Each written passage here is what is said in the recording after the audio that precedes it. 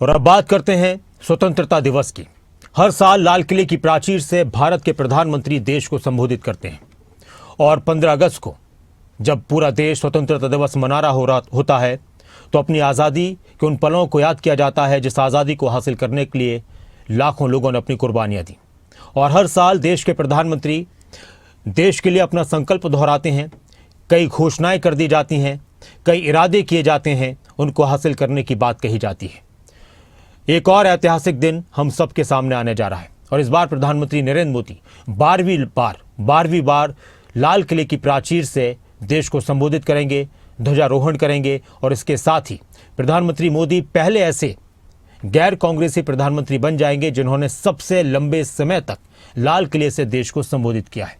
2014 में प्रधानमंत्री बनने के बाद नरेंद्र मोदी हर साल 15 अगस्त को लाल किले पहुंचे और हर साल उनकी पगड़ी का रंग अलग होता है, अलग अलग अंदाज होता है, उसकी भी चर्चा देश में हो रही होती है। देशवासियों से संवाद करेंगे और भाषणों में हर बार कुछ न कुछ नया होता है, कुछ न कुछ नए संकल्प होते हैं।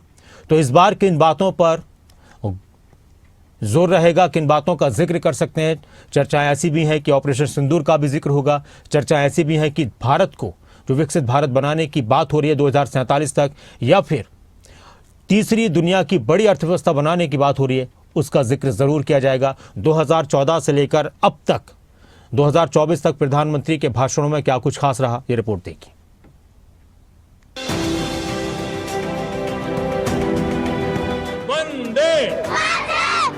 लाल किले की प्राचीर, 15 अगस्त, तिरंगे की शान, हर दिल है देश प्रेम से रंगा।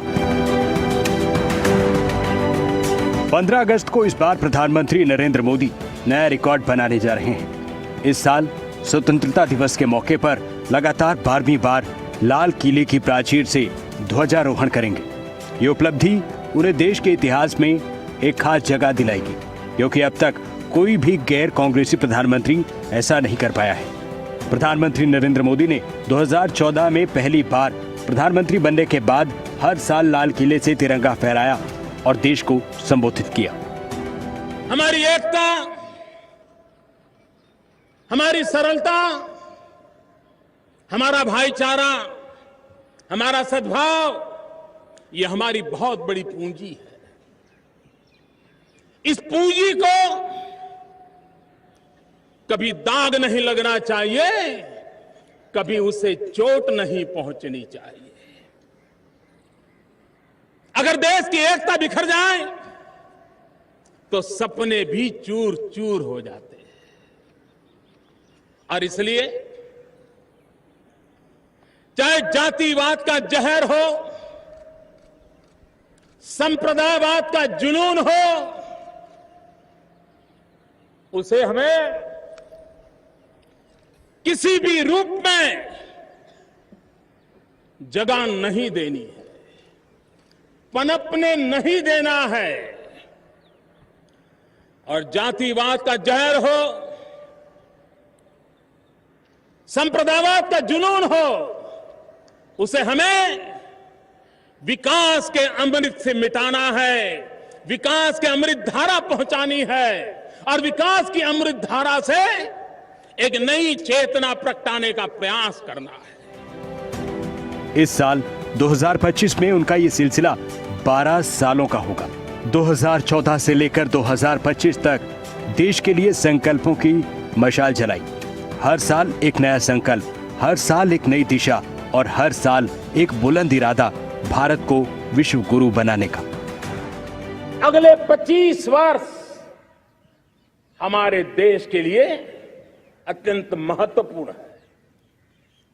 और इसलिए जब मैं आज मेरे सामने लाल किले पर से 130 करोड़ देशवासियों के सामर्थ्य का स्मरण करता हूं। साल 2014 प्रधानमंत्री मोदी ने लाल किले की प्राचीर से स्वच्छ भारत मिशन जन धन योजना का संकल्प लिया।